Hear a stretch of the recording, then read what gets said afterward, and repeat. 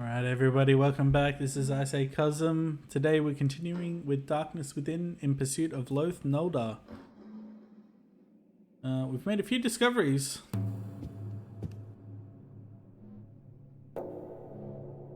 In the last one. Now we're just exploring Ivar's cabin.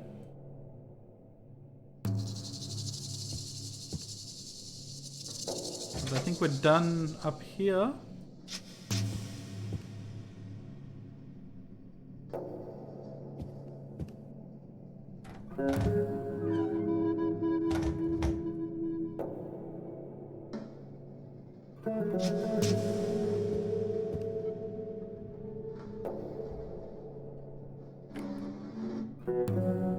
It is locked, but we have keys that hopefully open this. Hello. That look like a map. Honorable IB. As told in the timber, subsequent to a green-coloured smoke, a dim flame was seen, but the mentioned face wasn't. I am not sure that I could read the prayers correctly when the waters have risen, and I am not certain about the part that I believe is to be said when the moon is at the right location. In a short time, I believe that I can report to you the results of my latest research. DEG.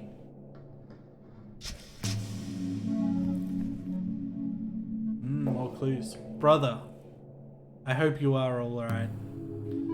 Happily, I want to declare to you that the EB problem has been solved. The little building in the garden is under our control now, and we've already started to examine it. Since we couldn't take that old fool's house in ordinary ways, we have used the last and the most direct solution. Now, JD is residing there. I am sure that you will want to join him in his examination.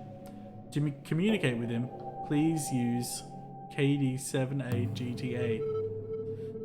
And we have found a palanquin there which contains some objects. We think that those objects are some kind of keys, but a further investigation is needed. We did not yet try those on the target location because, as you know, to enter some places without knowledge may be very dangerous. Regards, IB. Let's underline that straight out the gate. There's a weird combination here. It seems like an encrypted combination of numbers and letters. Is this an address?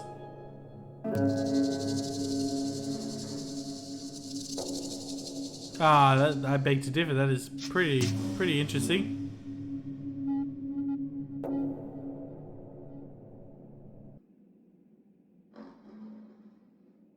EB.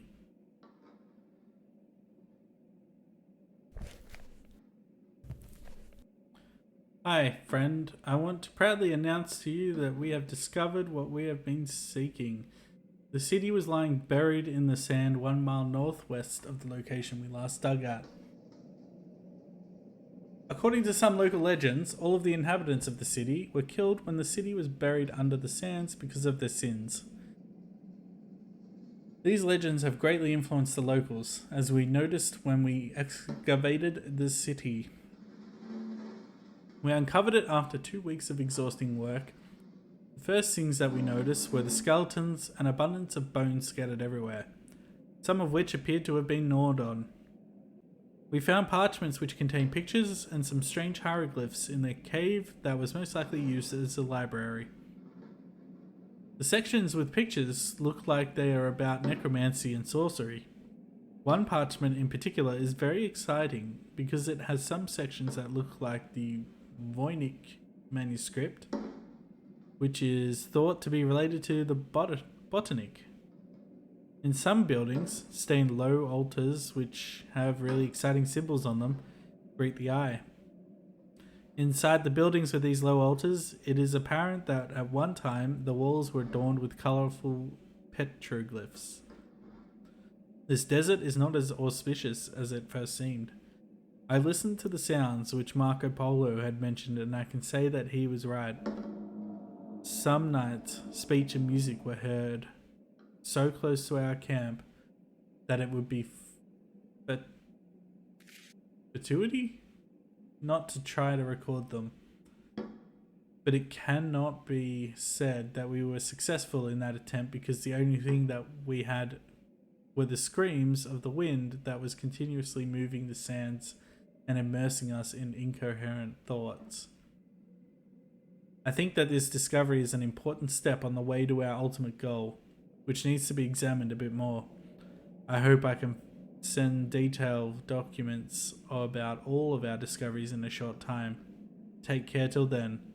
Shalif bin Umar.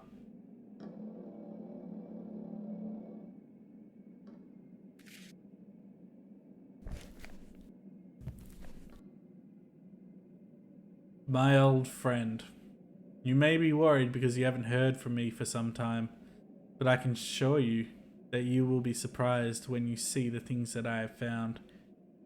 In the package that I have sent you, I have added all of the copies of my discoveries together with the notes about what I have written. It is very noticeable that they are very ancient, but still, I think that they are copied from an even more ancient source. The drawings of the fourth parchment seem particularly attractive and confusing. They may seem meaningless at first, but when you inspect the notes that I have added, they will be clearer.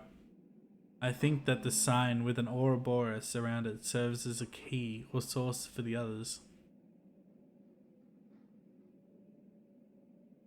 And I still cannot understand the meaning of the diagram on which the familiar celestial bodies are shown in strange locations. If you could find any clues about these matters, please let me know. Even if I wanted to talk about these things excessively, I have to stop here for now. I have to travel shortly, and I won't return for 1 month hence. You will not hear from me during that time.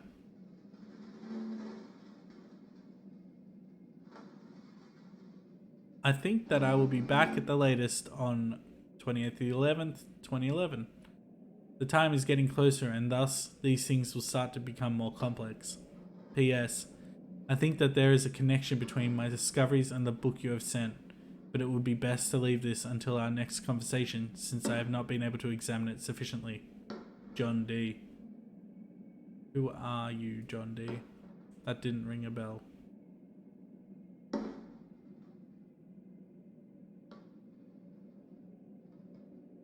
This is someone's date of return to their residence, but who will return where?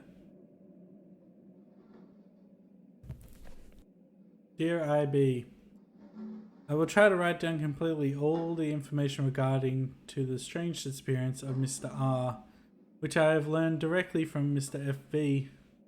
I beseech you to send this mail to Mr. Cohen too, because as you know, I have to leave for Salel today. About 1 month ago, Mr. R had written a letter to Mr. FV mentioning a police operation was being conducted in the area where he was living, and how he felt uncomfortable because of this event. According to what Mr. R said, police heard some unusual things, and because of this they started their investigation in the suburbs. Some people have been arrested, but the reason for these arrests has not been announced publicly. In the successive days, Mr. FV got in touch with one of our police friends and got some information regarding the strange operation. According to our police connection, the investigation focused on 2 Gabonese sailors and what they had bought from some Eastern Indian islands. Mr. R tried to retrieve information regarding these Gabonese sailors. These sailors gave some objects from some Eastern Indian islands where they often sailed with merchant ships to some unknown persons in the suburbs. At a tavern called Knight's Head, he learned from an undependable source, from a drunk, that police seized one of those objects in the course of the investigation. According to the drunk, they had sold a very ancient parchment to someone named Legroy and were paid very generously. Then these two had quit sailing and went back to their country, Gabon. That last object, the parchment, was very important and dangerous. Mr. R said all of this in his last letter to Mr. FV, but after a month, when Mr. FV noticed that no replies to his letters had been coming from Mr. R, He wanted to visit him personally. When he arrived at his house, there was no trace of Mr. R. That is all that Mr. F.B. told me. He is now residing at Mr. R's place and waiting for further orders.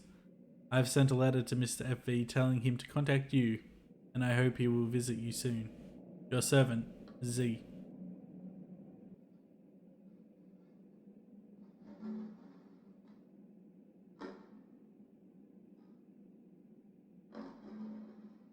I may find a use for these sticks. They seem specially crafted for a certain purpose.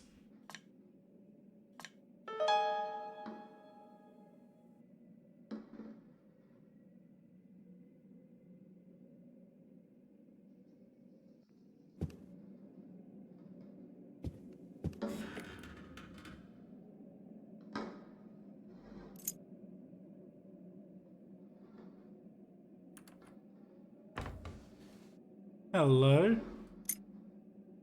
We have another key. Using the marker in the old maps is a great way to find the places, but the condition of the maps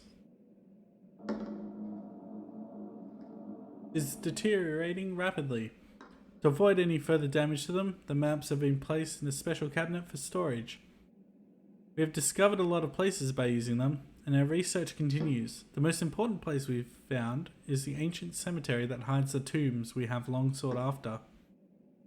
The ruins that were found 350 to 400 meters from there lead me to believe that this place was an ancient settlement. Perhaps the ruins were once a town that belonged to the folk called Ivar that lived on Northwood Mountain long ago. Mr. Cohen will start searching this place within a few days.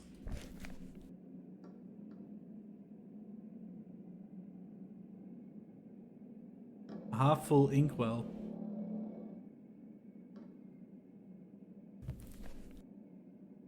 I've begun to examine the special wooden sculptures that Mr. Cohen obtained from Africa.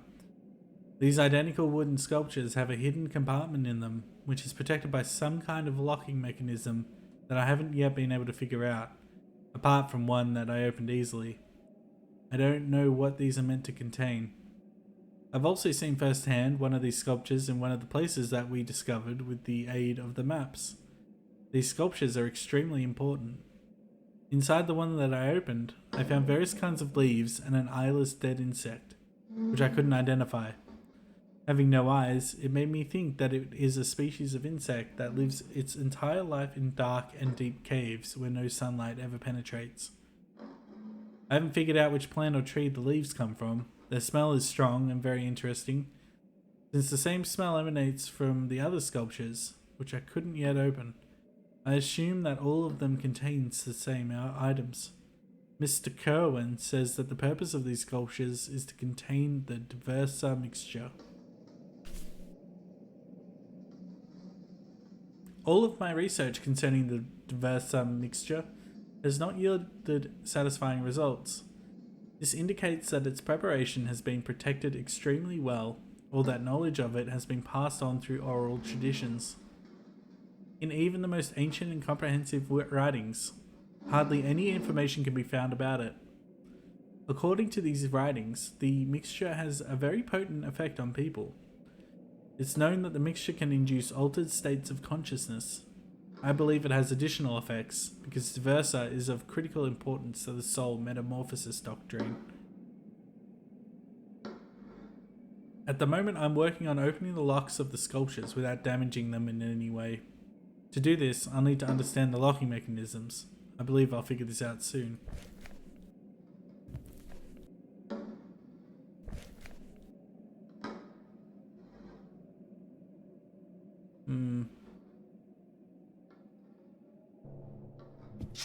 Alright, continuing on.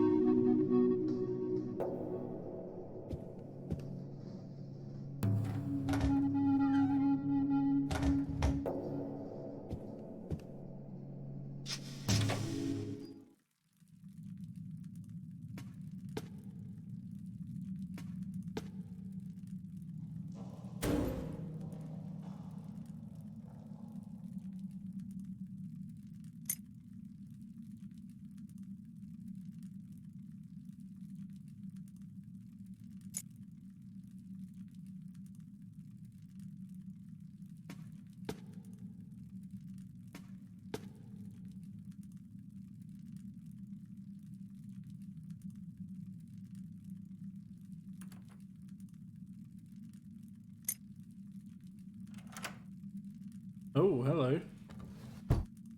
Oh no. There are a lot of maps here. Each of them marked with a series of numbers. I think that's a kind of serial number.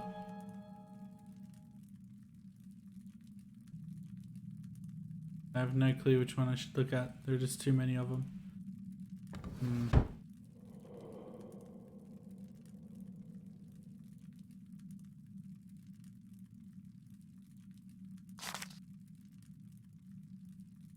No, this won't work. Alright.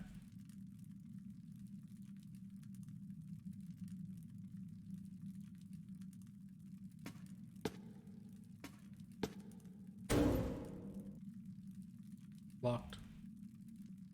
Alright.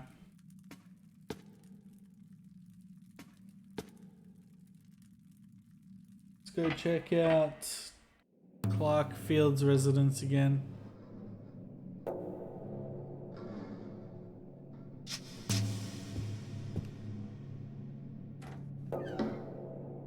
We can come back here.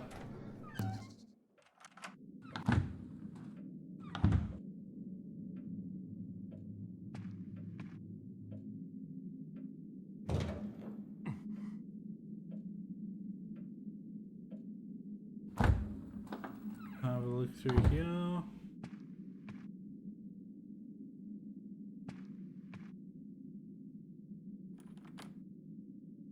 Alright, let's try this. There we go.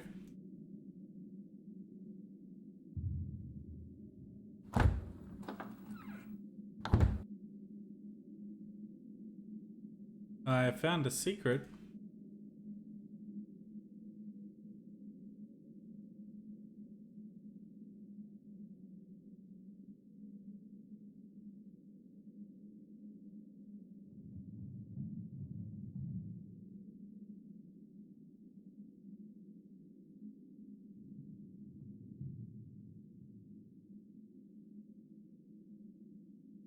Oh boy, where do I begin? A glass object.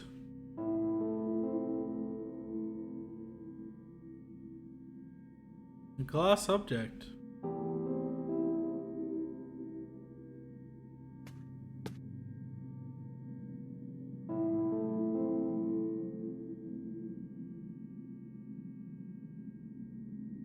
Some kind of grinder?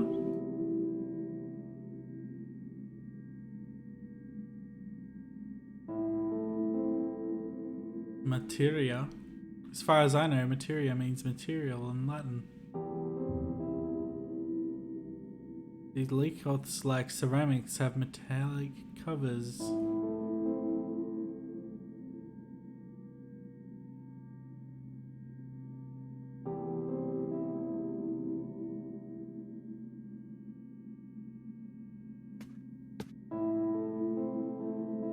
So this is the thing that blocks the door near the living room.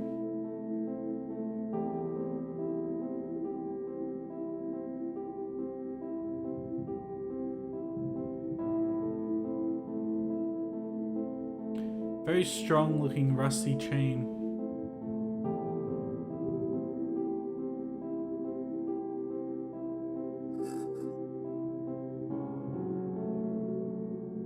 What is this smoke? It is terrible, I can't stand it.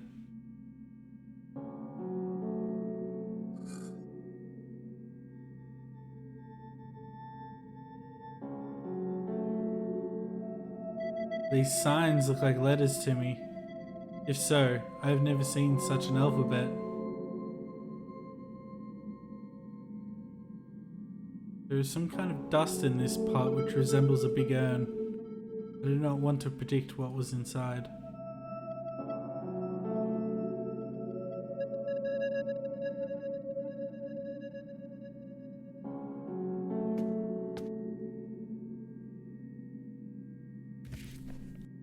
Ghouls again. 3 weeks after the previous attempt at the city cemetery, last night a new digger was again stopped by the cemetery watchman, Gregor Thomas.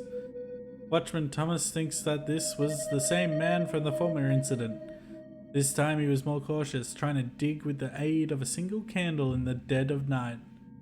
Had it not been for the barking of Gregor's dog, Buck, he would never have noticed his presence. Police have started an investigation.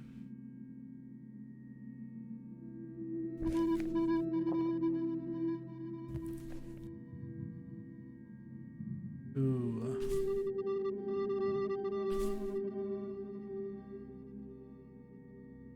What? I think we'll pick this up again next time. There's some interesting stuff going on here.